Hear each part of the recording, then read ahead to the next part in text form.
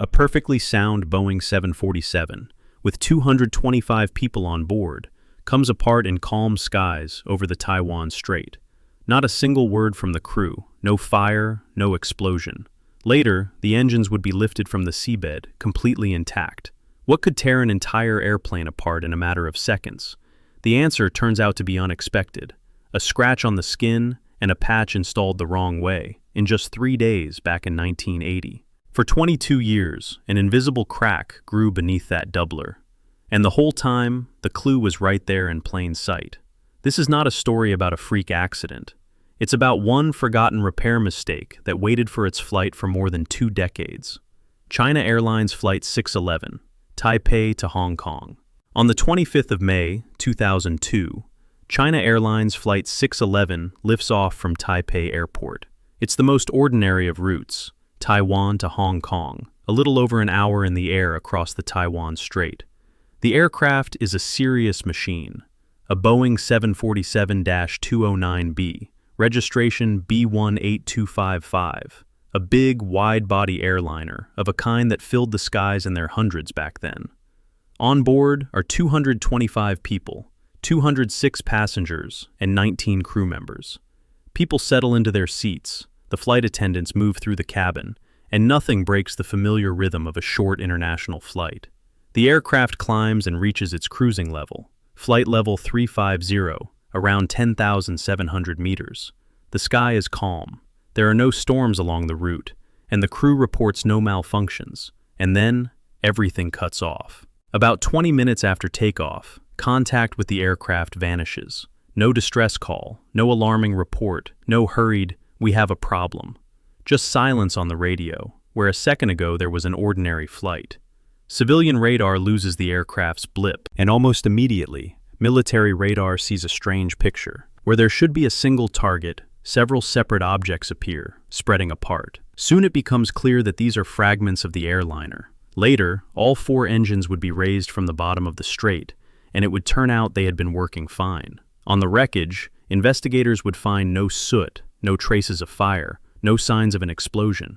The aircraft did not burn and did not explode. At full cruising altitude, in a matter of seconds, and without a single word from the people in the cockpit, it simply broke into pieces. What could do such a thing to a healthy machine? The answer hides in the aircraft's own biography, and it leads back 23 years. The Boeing with registration B18255 rolled off the assembly line and was delivered to China Airlines on the 2nd of August, 1979. Its entire life, it flew for one single airline, never changing owners. 4 Pratt & Whitney engines, a cabin with 355 seats, a typical long-haul jumbo of its generation. By May of 2002, the aircraft had logged more than 64,800 flight hours behind it. The machine was almost 23 years old, a respectable age for a passenger airliner, and this flight to Hong Kong was one of its very last. China Airlines had already arranged to sell the aircraft to another company, Orient Thai Airlines.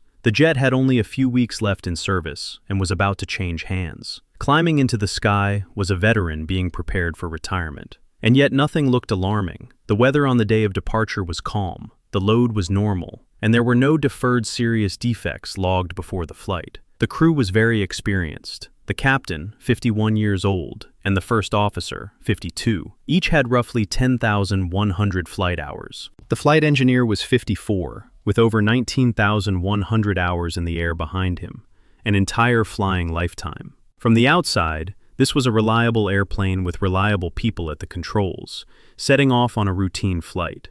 But this seasoned, repeatedly inspected aircraft carried something in its structure that no one on the ground could see. What was it hiding in the final weeks of its service? At 8 minutes past 3 in the afternoon, local time, the airliner leaves the runway at Taipei and begins its climb along the standard departure procedure. Everything goes smoothly. The machine responds, the instruments are normal, and the controller guides the aircraft with routine commands. At 16 past 3, the crew is cleared to climb to flight level 350, to cruising altitude. A few seconds after that clearance, at 3:16 and 31 seconds, comes the crew's last transmission. The voice is calm, with no tension, no hint of trouble. A routine radio exchange, the kind a controller hears dozens of times in a shift.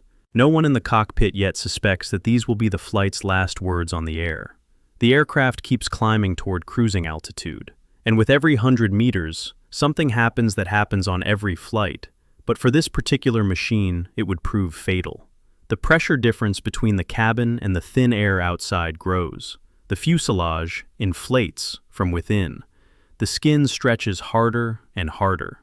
For a healthy fuselage, this is a normal load it survives thousands of times. Here, though, that pressure presses on a hidden weakness.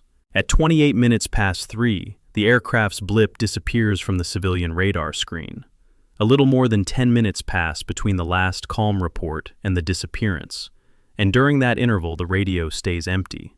The controller hears no panic, no attempt to report a malfunction. The aircraft, which a moment ago was an ordinary dot on the radar, moving along its route, simply stops responding. The silence on the air would turn out to be not a communications failure, but a sign that there was no longer anyone to answer. Why did the crew never manage to say a single word? At cruising altitude, the pressure differential reaches its maximum, and all that growing load falls on the thin aluminum skin, including the lower rear part of the fuselage, where a hidden crack has long been waiting for its moment. In these seconds, the load finally exceeds what the metal can hold, and the crack reaches its critical length. After that, everything happens almost instantly. The weakened section of skin gives way, and in the area of the lower tail, a sudden decompression begins. Air from the cabin bursts outward through the spreading rupture, and the rupture itself grows rapidly, slicing through the fuselage. What was a single sealed tube loses its integrity in fractions of a second. The speed of events is such that the onboard recorders fail to capture any clear picture. The breakup severs the wiring, and power to the recorders cuts out before the instruments can record how the failure develops. That is why, later, investigators would have almost no data from the black boxes about the final moments. The equipment fell silent in the very first instant. The fuselage breaks apart into large fragments, and this happens while still at flight level 350, at full cruising altitude. The aircraft does not descend, does not enter a spin, does not fight for altitude. It simply ceases to be a single whole right where it was flying. The tail section separates, and the wreckage spreads apart. A little later, as the fragments fall, at roughly 8,800 meters, all four engines tear away almost simultaneously. The fuse pins in the mounts shear, and the heavy engines drop away separately from the rest of the structure. For the people on board, only a matter of moments pass between normal flight and the disintegration of the machine. But what exactly made the skin burst here, and at this very moment? On the ground, meanwhile, another clock had started, the rescue effort. At 5 minutes past 5 in the afternoon, a military C-130 transport plane, scrambled for the search, spots floating fragments and oil slicks on the surface of the strait. This is the first confirmation. The flight did not divert. It did not land somewhere. It had gone down into the sea northeast of the Penghu Islands. Ships and helicopters joined the operation. At 10 minutes past 6 in the evening, the first body is recovered from the water. The search spreads across the entire area of the strait, the body of water that separates Taiwan from mainland China. And here something unusual happens. Two sides, normally wary of each other, act together. Taiwan and mainland China search for wreckage together, recover the dead, and help with identification. The work is hard and long. Of the 225 people who were on board, 175 are found and identified. Relatives provide blood samples so that the dead can be identified by DNA. Only about 15% of the entire aircraft structure is raised from the seabed and the surface, and for the investigation, every recovered piece of metal matters. Among what is recovered is part of the cockpit. Already at this stage, an important detail emerges. On the wreckage, there are no charred edges, no traces of soot, no damage characteristic of explosives, no holes from gunfire. The metal is torn, but not scorched. This rules out, early and fairly confidently, the theory of a terrorist attack or a bomb on board, the very thing that is feared first when an airliner suddenly vanishes. The picture takes shape with troubling clarity. The aircraft broke apart on its own, without fire or explosion. And that means the answer must be sought not in an external attack, but somewhere within the machine itself. If it wasn't a bomb, and it wasn't a fire, then what tore the aircraft apart? The investigation is taken up by Taiwan's Aviation Safety Council, the body that, under international rules, leads the analysis of the disaster. Before the investigators lies the standard set of hypotheses for the sudden breakup of an airliner: deliberate interference, equipment failure, a weather trap, and the failure of the structure itself. The task is to determine which version will hold up against the facts. Weather is dismissed quickly. The meteorological data along the route is calm. No storms, no powerful turbulence, no wind shear capable of loading the airframe beyond its limits. That day, the sky over the strait held no threat. The aircraft did not run into any natural force. Next come the engines. All four are raised from the bottom and carefully examined. The conclusion is unambiguous. Not one of them had failed before the disaster, and there are no signs of in-flight breakup or fire in the engines. The machine was not destroyed by its engines. They were running normally, right up until the structure came apart. The theory of an explosion or terrorist attack is undermined by what has already been observed on the wreckage. No melted edges, no characteristic holes, none of the picture left behind by a bomb or an internal fire. There simply was no fire on board. The most frightening scenario, sabotage, also falls away. The method of elimination works mercilessly. One by one, the theories are filtered out, and the circle narrows. If it wasn't the weather, not the engines, and not an explosion, then what remains is the airframe structure itself. The investigators' attention shifts to the fuselage, to how the metal that made up the body held together, and where a hidden weakness might have lurked within it. And here the investigation takes the step that, in cases like this, decides everything. It digs into the history of this specific aircraft. This very machine, with registration B18255, what had happened to it over more than 20 years? What blows it had taken? What repairs it had been through? Where in this metal hides the defect that became the cause of death for 225 people? The aircraft's biography leads the investigators to a long-ago episode, the 7th of February, 1980. Back then, this same airplane was on approach to Hong Kong, to the old Kai Tak Airport, famous for its difficult and short approach. On landing, the aircraft struck its tail against the runway, what aviation calls a tailstrike, the tail hitting the ground. At that time, it was not yet Flight 611. The aircraft was flying under the number China Airlines 009 and carried a different registration, B1866. It would receive its later call sign and designation in due course, but the structure was one and the same. The machine that would break apart over the strait in 2002 and the machine that scraped its tail in 1980 were the very same fuselage. The strike did not pass without consequence. The lower part of the tail section was damaged. The skin underneath was scraped and scratched on the section between the structural frames, which designers label as stations STA 2080 and STA 2160. The damage was serious, with deep gouges in the metal. The aircraft was immediately depressurized so as not to load the damaged fuselage, and that same day it was ferried from Hong Kong to Taiwan for repair. The next day, a temporary patch was placed over the damaged area, 2 reinforcing aluminum doublers, so the aircraft could last until a full repair. The permanent, proper repair was scheduled several months ahead. The practice was ordinary. First, quickly close the breach temporarily, then do everything by the book and for the long term. This tail strike became the starting point of the entire future tragedy. 22 years later, it is right here, in the area of the old damage, that the fuselage would burst. But the damage by itself was not yet a death sentence. Aircraft survive tail strikes and fly for decades. Everything came down to the repair. So what went wrong in the work that was supposed to restore the machine's strength? The permanent repair is carried out by a China Airlines crew from the 23rd to the 26th of May, 1980. On paper, everything was supposed to follow Boeing's instructions, a dedicated structural repair manual that describes in detail how to restore damaged skin.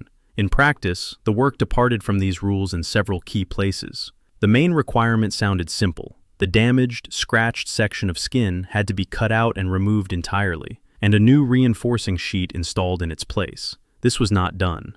The scraped skin with its deep scratches was left in place and simply covered over with a reinforcing doubler. Beneath the patch, the old gouges from the strike remained. The doubler itself also turned out to be the wrong one. By the rules, it was supposed to overlap the entire damaged zone with a margin, but the doubler that was installed was smaller than required and did not cover the damage completely. The deep scratches remained outside, beyond the outermost row of rivets that fastened the patch. The most dangerous gouges in the metal received neither protection nor reinforcement and remained exposed to the load. On top of this came the quality of the riveting. Examining the wreckage, investigators counted hundreds of rivets installed improperly. Roughly 2/3 of them were overdriven, and another portion, on the contrary, underdriven. Each such rivet is an extra point of stress concentration, a place where the metal is loaded more than it should be. Such weak spots were scattered throughout the repair. And one more detail, important for the investigation. Virtually no engineering documentation of this permanent repair had survived. Exactly how the decisions were made, who inspected the work, it was nearly impossible to reconstruct. So it came to this: the damage was covered up, but not healed. From the outside, the aircraft looked repaired and flew on for years. But under the neat-looking doubler remained the scratched skin, which would have to withstand thousands of pressure cycles. What danger does such a scratch pose, hidden under the edge of a patch for years on end? Next begins the slowest and most invisible part of this story: what was happening in the metal year after year. For a passenger airliner, every flight is one cycle of inflating and deflating the fuselage. On the ground, the pressure is normal. At altitude, the cabin is pressurized, and the skin is stretched from within. On descent, the load eases. And so it goes thousands of times, up and down, stretch and release. For intact skin, this is a normal life. But where the unsealed scratches remained, each cycle gradually destroys the metal a little more. This phenomenon is called metal fatigue. A material can withstand a load that, on its own, seems safe, but the repeated application of that load gradually initiates and grows cracks.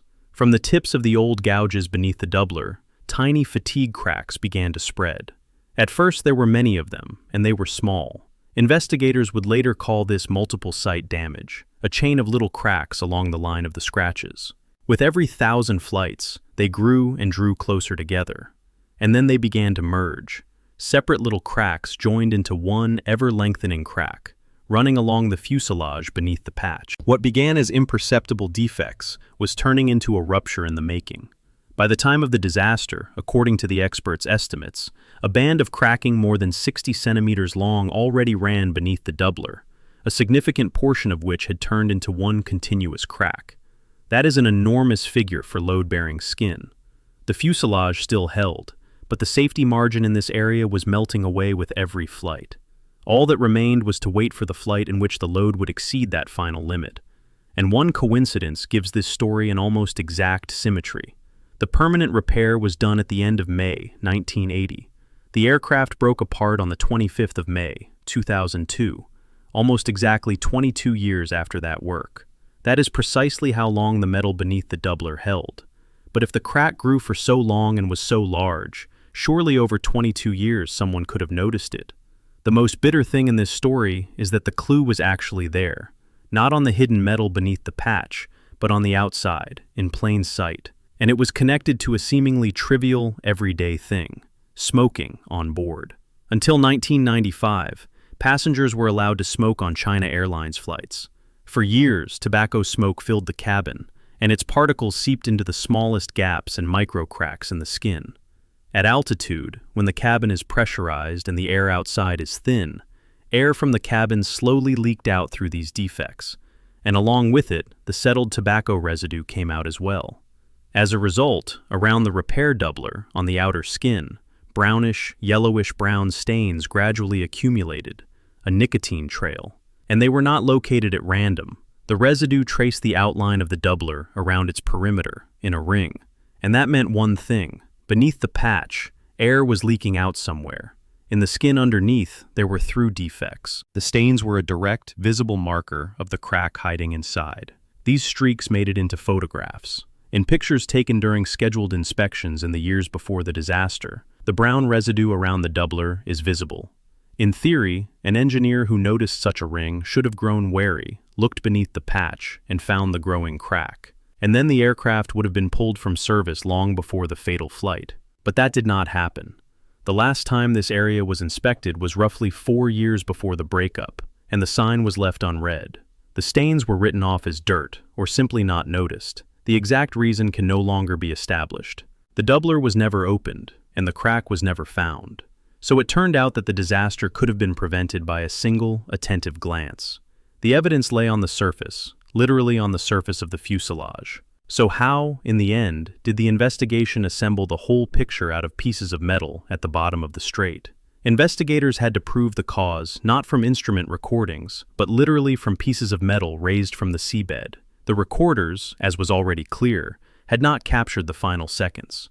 All hope rested on the airframe itself. The recovered fragments were laid out and fitted together, reconstructing the section of fuselage around the old repair. And on the metal they found what they were looking for: a fatigue crack. The total length of the cracking exceeded 60 centimeters, with a significant part of it a single continuous crack. From the character of the fracture, experts can distinguish fatigue from a fresh tear. A fatigue crack has its own recognizable, layered surface structure. Here, it was plainly visible. Separately, the investigation reconstructed exactly how the rupture progressed. Among other things, the cabin ventilation panels helped. Small flaps raised from the water. Their positions turned out to be different. Some of the flaps in the front of the aircraft were closed, while several in the rear lower zone were open. This arrangement showed where the sudden pressure drop had occurred. The picture pointed unambiguously to a rapid decompression in the lower rear part, exactly where the old repair was located. Putting it all together, the investigators reconstructed the sequence of the breakup.